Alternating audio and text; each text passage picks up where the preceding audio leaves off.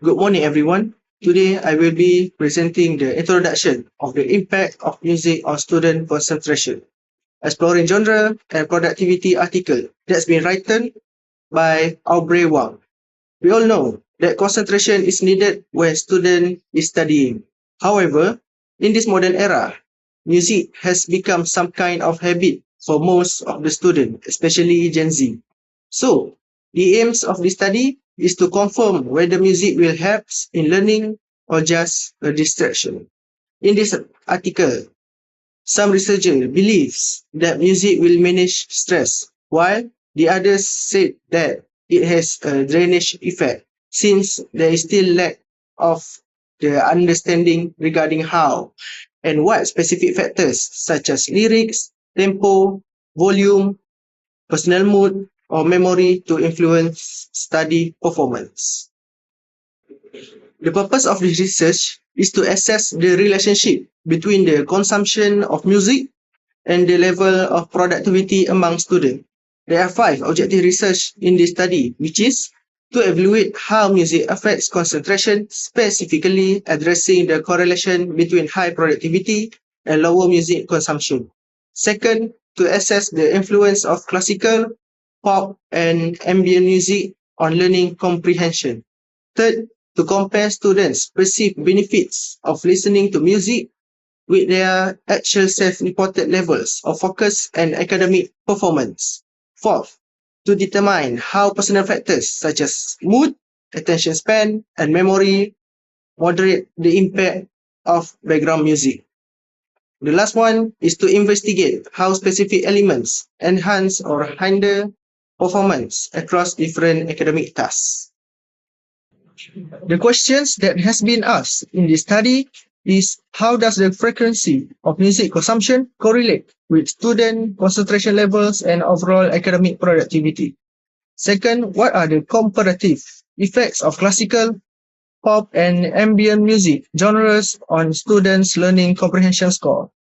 Third, to what extent does the perceived benefit of music integrated study sessions align with students' self-reported focus and academic outcomes? Fourth, how do individual psychological factors moderate the relationship between background music and performance?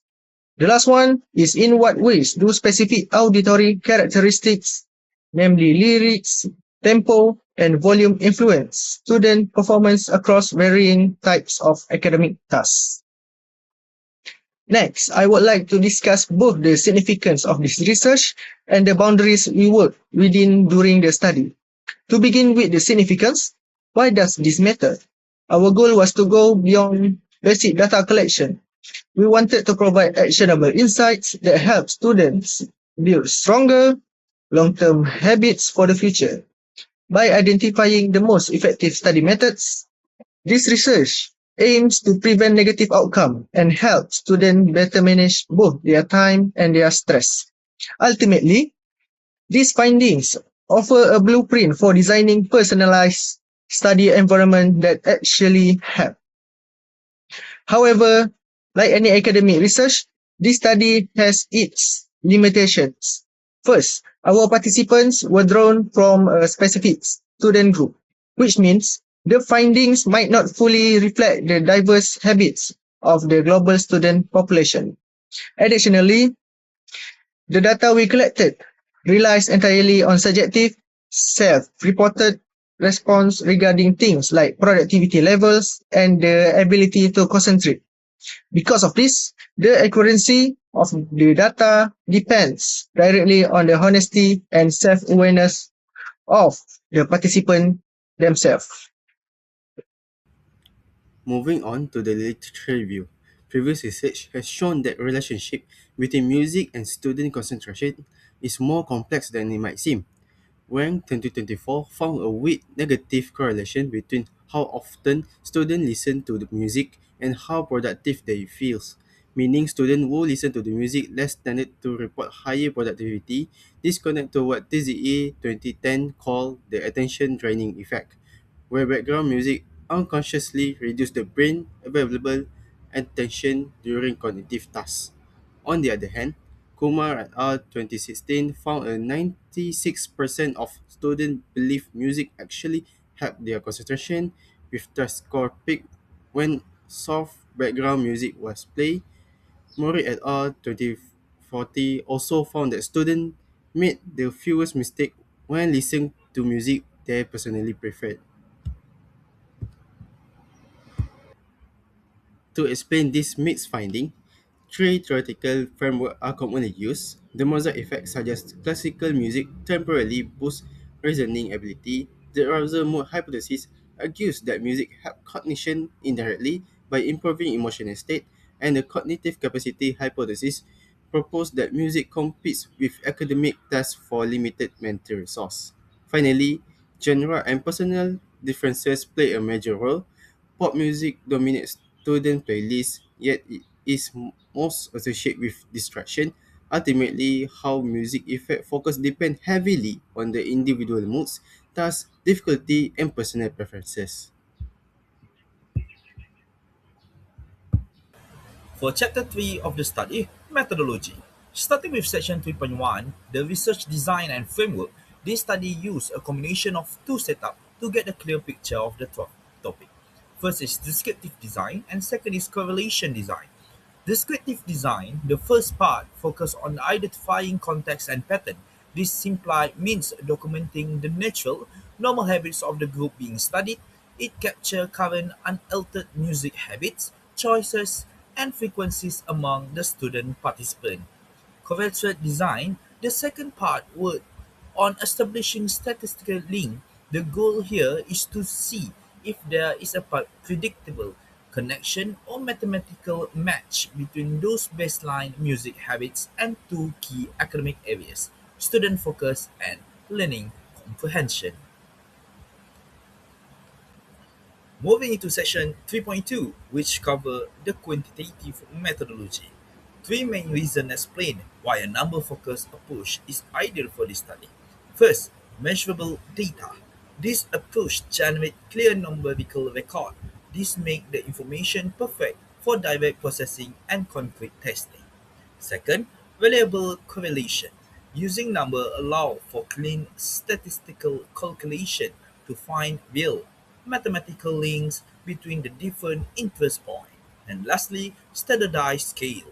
This setup ensure that participant answer translates smoothly into regular rows of data. This provides computational clarity when working with the final result. Next, section 3.3 and 3.4 outline the research instrument and questionnaire. Data collection relied on an online survey broken down into five focus sections to look at specific habits and impacts.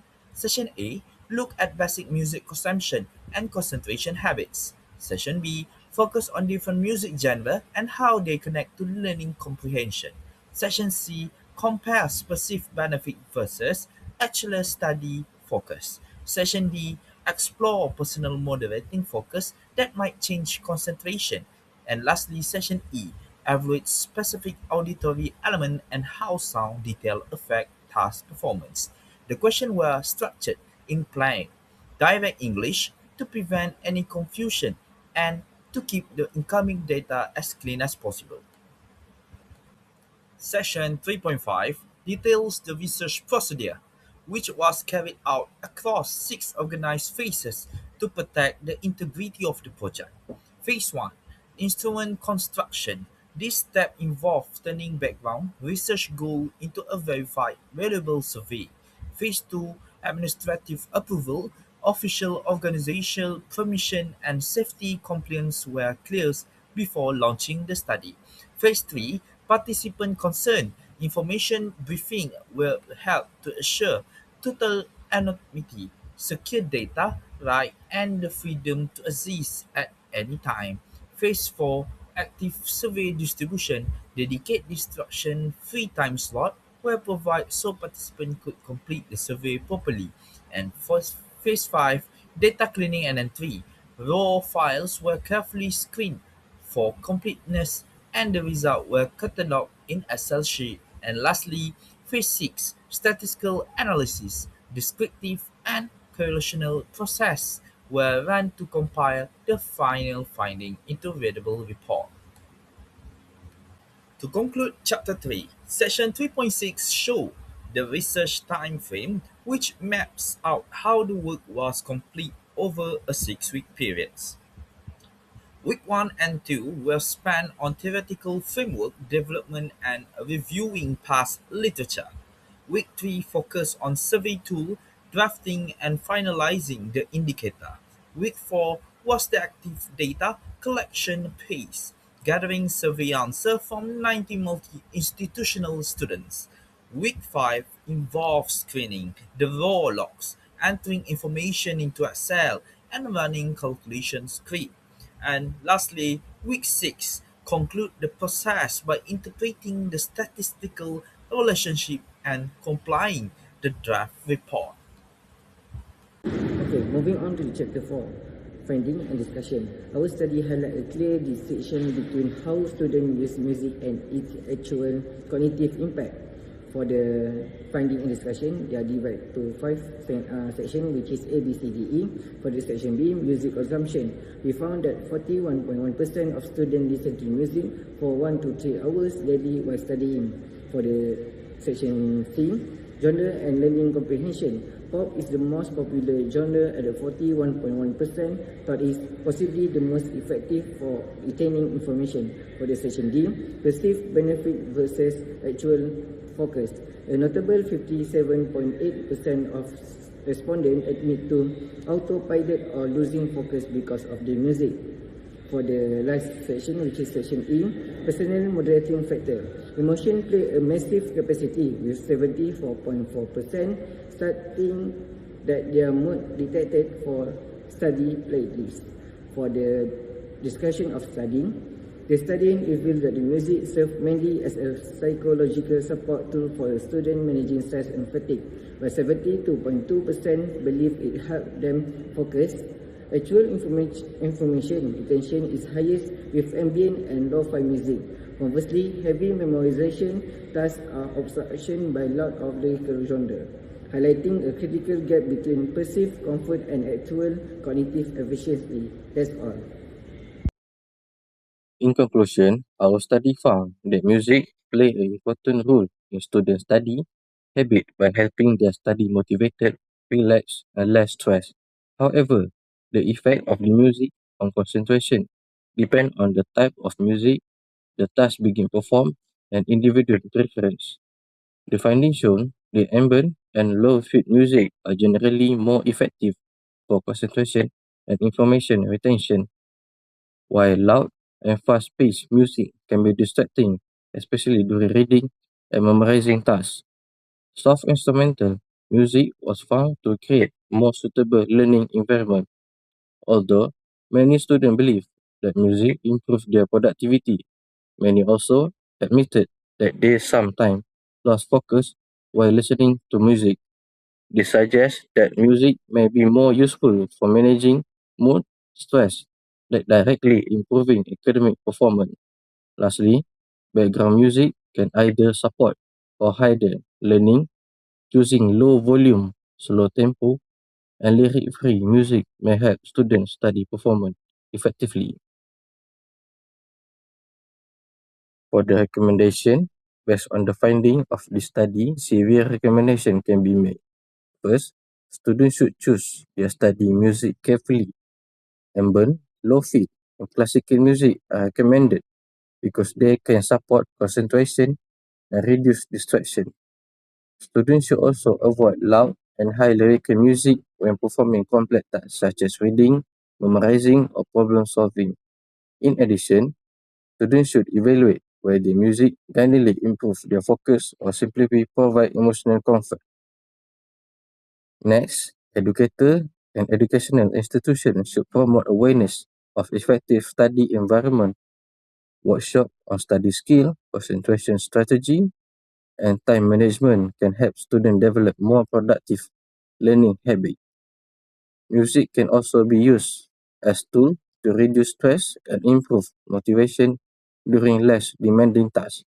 Finally, future research should conduct student realize a more diverse population to improve the reliability of this finding.